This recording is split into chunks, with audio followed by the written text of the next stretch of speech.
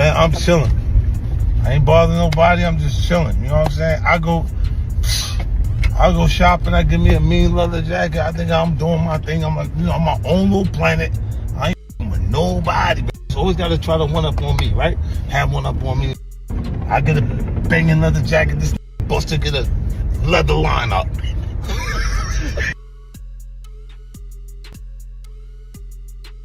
If Busta ever try to film me, hit you with no delay, so what you saying, yo? Silly with that 9 milli, what the devil, yo? Yeah, I do his better than him. He better not play with me. I will and perform Busta Rhymes show. Cause look, man, if they try to say that if you ever thought that the Busta Rhymes was better than me, you crazy. You crazy, man. You just looking at this the wrong way. For weeks, scattered clips and side comments floated online, but the documentary frames them as a single thread, one that quietly tightens around Busta Rhymes at the worst possible moment. What begins as banter about image, status, and who started what quickly becomes something heavier, a public contest over credibility. And once the internet chooses a villain, the timeline becomes a courtroom with no judge, no rules, and no mercy. And if perception moves faster than truth, what chance does the truth ever get? Busta Rhymes is a visual artist. It's always been that. When Busta don't look like Busta, because Busta neck getting big and Busta belly is sticking out. Tell him chain too big. Whoa, man. Tell that nigga chain too big. He ain't got no friends. They're not telling him. Busta can't match up with 50. Is you crazy? Put that shit in front of me. Put that shit on the side. Put that shit behind me. Man, he's at a point where he just had a moment and everybody showing their appreciation for his run. Bring up the 50 Cent for bringing us out there with him on that Final Lap tour. Did the first show July 21st.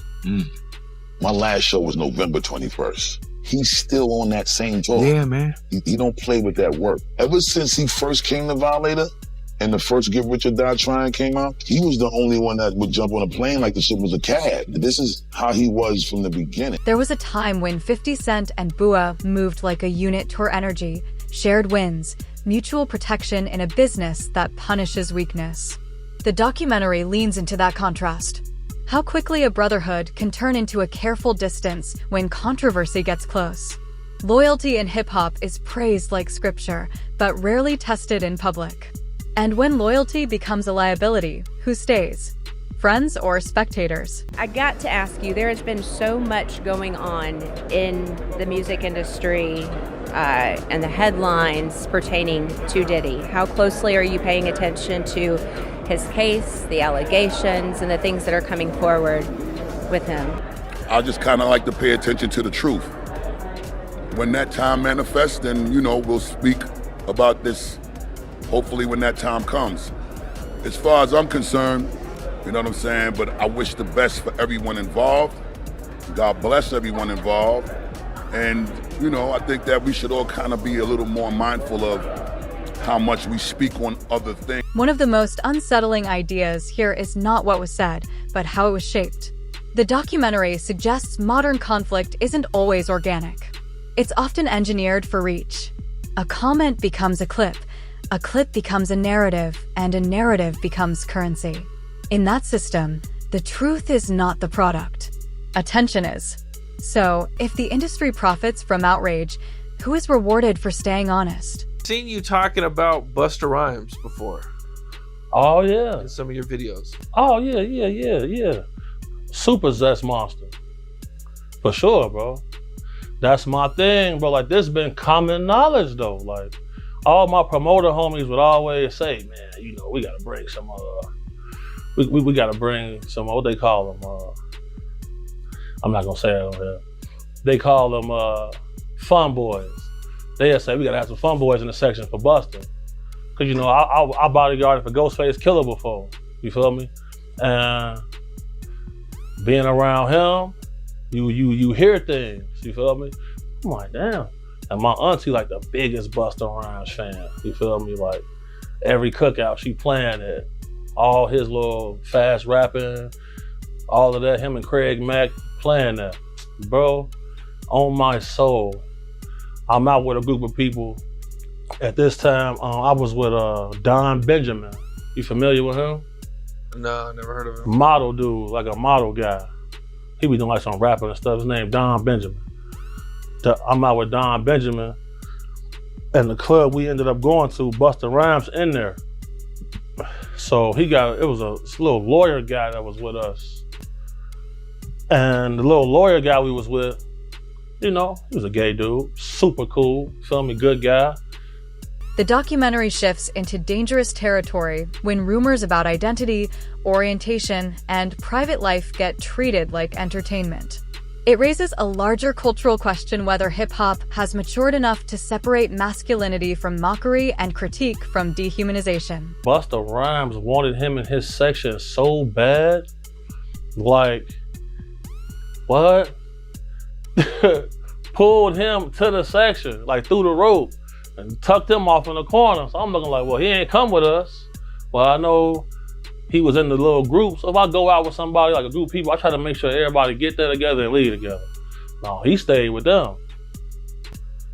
He stayed in there with them, bro. For sure, bro. You ain't never heard about this before, have you? Bro, this common knowledge, bro. Like, if you in the mix, bro. If you in the mix, like I've been in the mix, you know this, bro. How long has it been like this known about Busta Rhymes? Well, I knew about this like in 2012. I knew about this in 2012. How come you think nobody else speaks up on it or says anything? Because, bro, these people admire these people so much. They want to make sure they in the section, they at the club, they at the video shoot, they can get backstage. That matter most to them. That matters so much to people. It's crazy. Like, but if you notice, like, it's countless videos of Busta Rhymes getting mad at females for just being girls. The cost isn't just reputational, it's social. Because stigma travels farther than facts. And if a joke can ruin a life, was it ever just content? Touched him one time, he go crazy, throw a drink on her and everything. See what I'm saying? Like, what? Why you getting mad at females? You go to these guys, they in the club, go to their section. It's all men in the section. That ain't weird to nobody. I'm going to the bar, sorry. Text me if it get dangerous. But there's all this club security in here, like nothing's finna happen. Nobody wanna kill you guys, bro. Like, when I get jobs from people who really got a threat on their life, I move way different. Nobody wants to kill these entertainers like that, bro.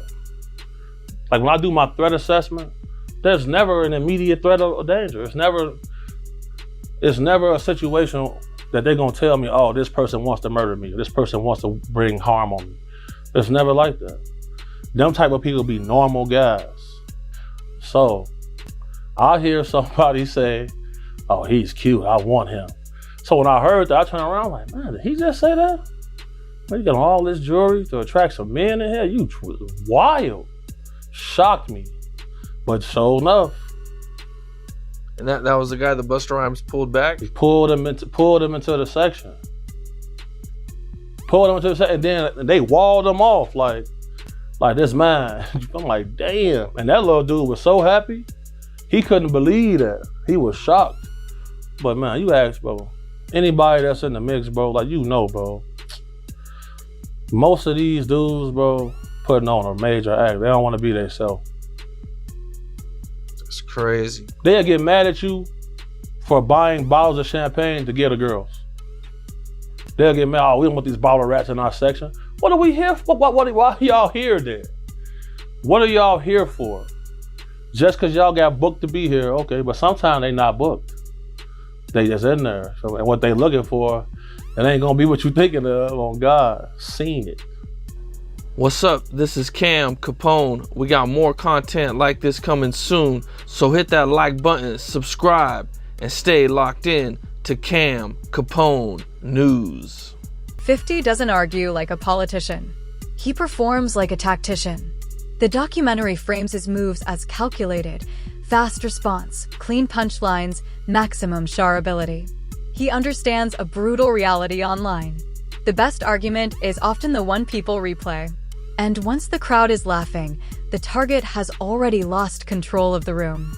But when humor becomes a weapon, who decides what counts as fair?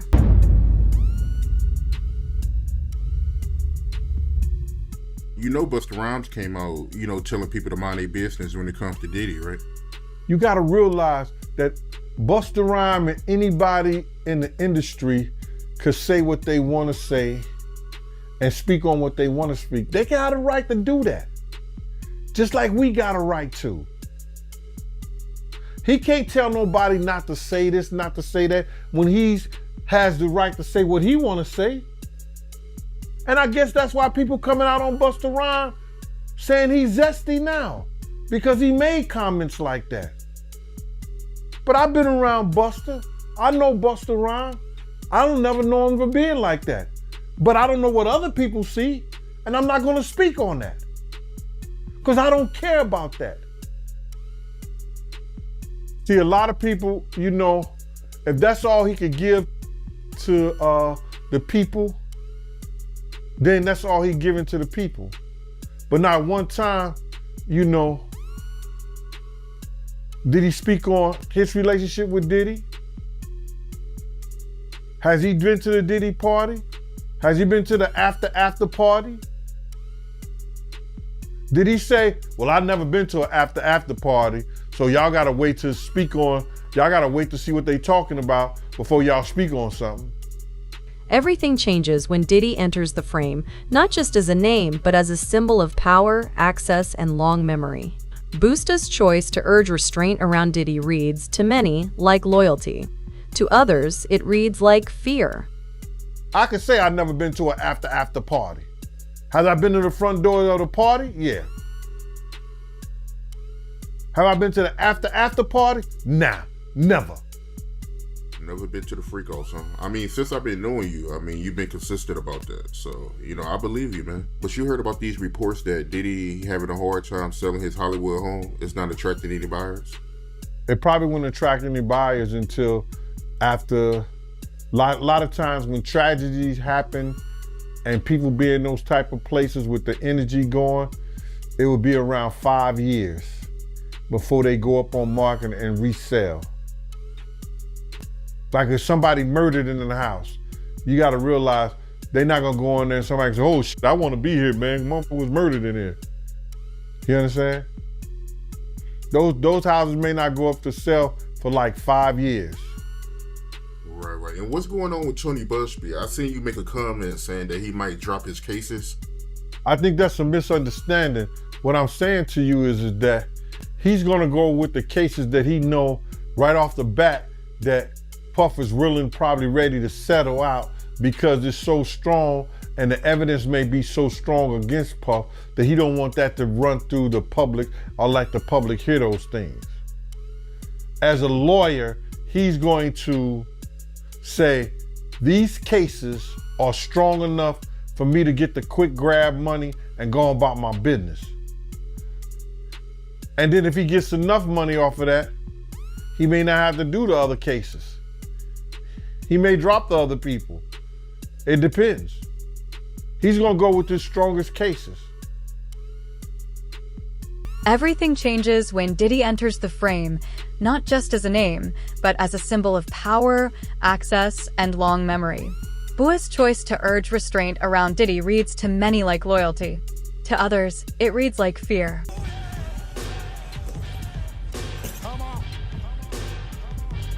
$50. You know good and well that I woke up to this bullshit you done started this morning, and I was the one that was leaving everybody alone. So what you doing is giving niggas false narratives, homie. You talking about you just went to buy a leather jacket. You ain't bothering nobody. You left niggas alone. And I went and bought a leather fucking hairline. Well, let me tell you something, buddy. Want some real G shit? Let me tell you something. You talking about that pimpin' curly that you was doing as a character? But no, you was doing pimpin' curly in real life too. Trying to look like Rico Suave or one of them niggas going down the red carpet at one of them movie shits that you was involved with. And I don't want you to use that as no excuse neither, talking about you was playing a character. You wasn't in character when you had to go down that red carpet. You could have got back to yourself, my nigga, but you chose to stay in character with that Rico Suave shit, some berries and sweet juices you had up in your head top, my nigga. Now, I do want you to know I'm your brother, so I'm gonna always support you and everything you do. I ain't been doing nothing but that since the inception of our friendship. Volley it up. Now, with that being said, I got one question to the masses. There's several products that you have to incorporate to get your shit to look like Rico 50. All right? Fuck Rico Suave. We talking about Rico 50. Let's see which one of the products that he used to get to looking like Rico 50. Was it this? Or was it this?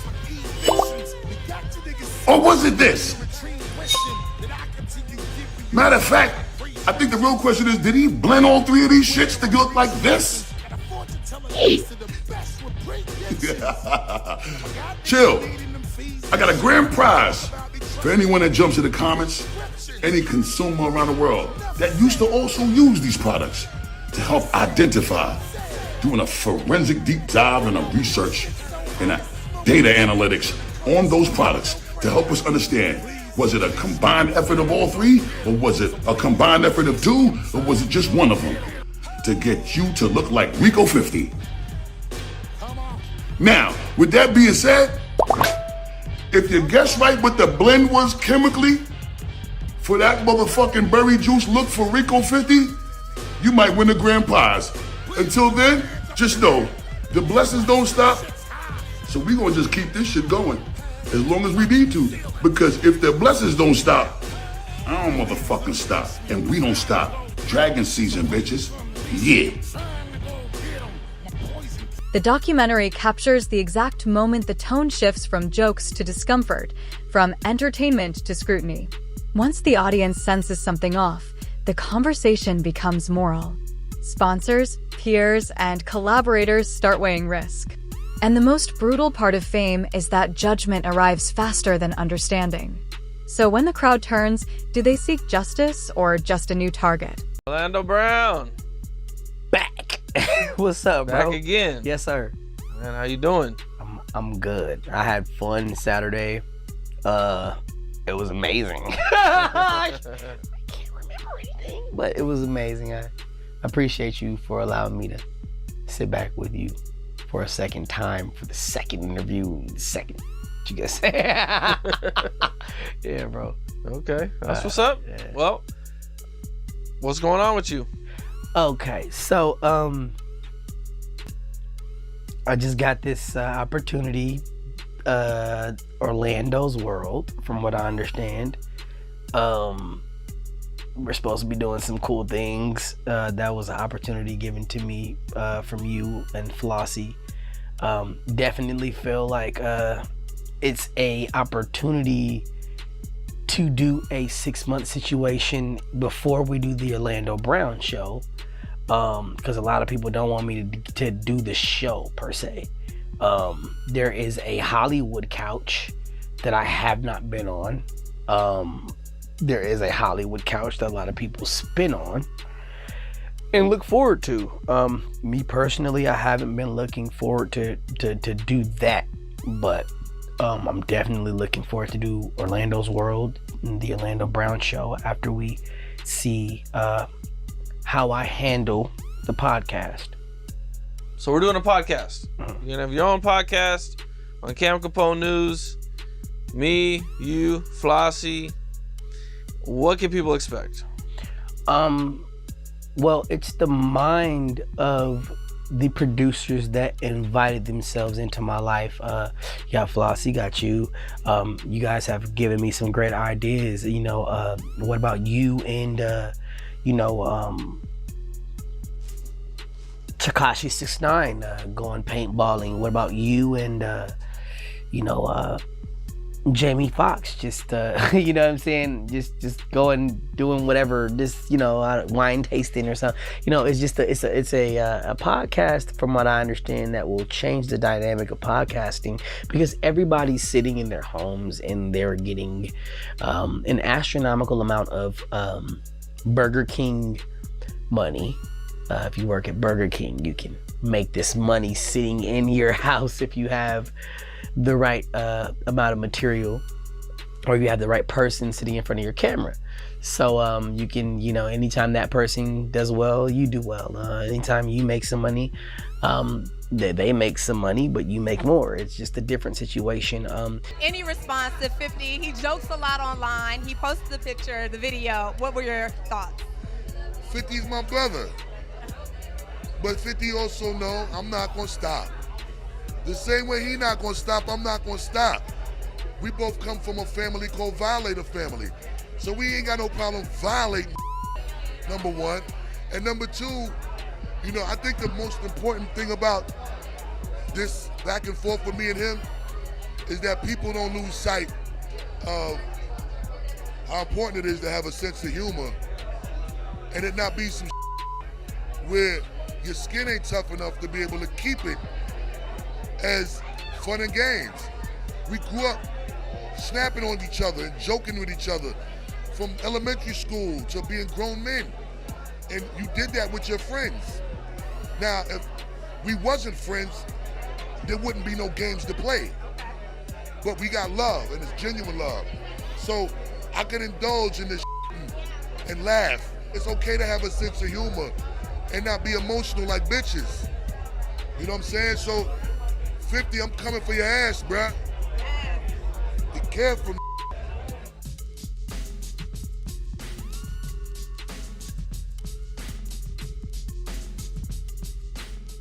A lawsuit dismissed, charges narrowed, headlines reshaped. These moments can look like vindication even when they are procedural. The documentary hints at a modern confusion. People treat legal updates like verdicts and optics like truth. Doing the final lap tour, Busta Rhymes was opening up for you guys at one point. Right. The U.S. part, I think, of the tour? Yeah. No, he came to some of Europe. Oh, some of Europe tour? Yeah. Okay. Busta's a legend, by the way. Yes. One of the greatest hip-hop performers, of course, yes. period. Him and Wyclef, I put right. near the very top right. out of all performers. Okay. But recently, 50 and Busta were going, having a friendly back and forth. Oh, yeah, they put the picture. Yeah. I've seen, that's... And 50 put Busta cannot wear this to humor harmony. Yeah, I mean, you know how 50 is, man. 50's crazy, man. It's all humor, man. That outfit is horrible, Then I seen Busta post something up. But you see, you know, 50's crazy. He could dish what he takes. So you fuck with him on who you think is the 5 people? Let's think of the 5 people I would never want to argue with on the internet. 50. Who would you say? Look, hold on. Let me give my 5. 50. Charleston White. Right? I've argued with him before. But he keeps going Charleston White. Whack 100, you would say? Okay. Who else would you put there? I know 50, Charleston White, Whack 100. Who Kendrick Lamar? I'm just, you talking about Instagram. I mean, okay, Instagram. He's not an IG guy. I'm just saying. You love Kendrick right now. You ain't fucking with Drake right now. Come on, we got to be able to go to Canada. I'm fucking with Drake. I'm a Drake fan.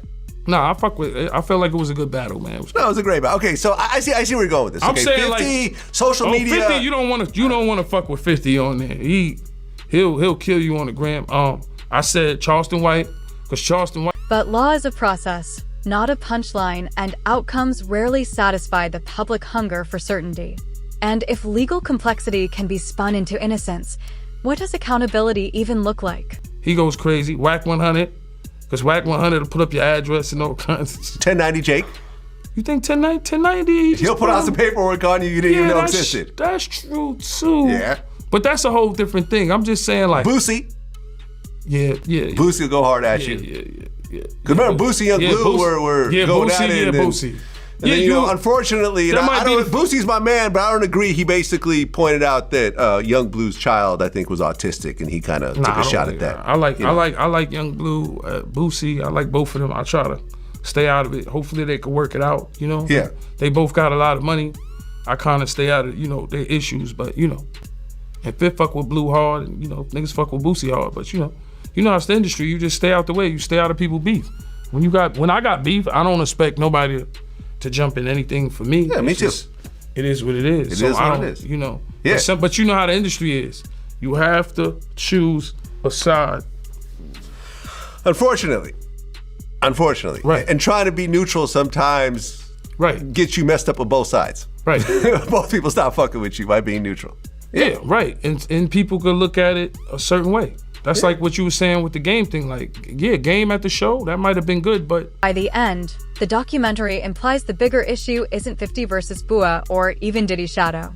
It's the system that turns personal history into public spectacle. Power networks, selective silence, strategic friendships, and viral manipulation all blend into one truth. Hip-hop isn't just music. It's politics with a beat. The final tension is simple. Everyone wants the truth, but few can survive it. And if the truth threatens careers, who will ever be brave enough to tell?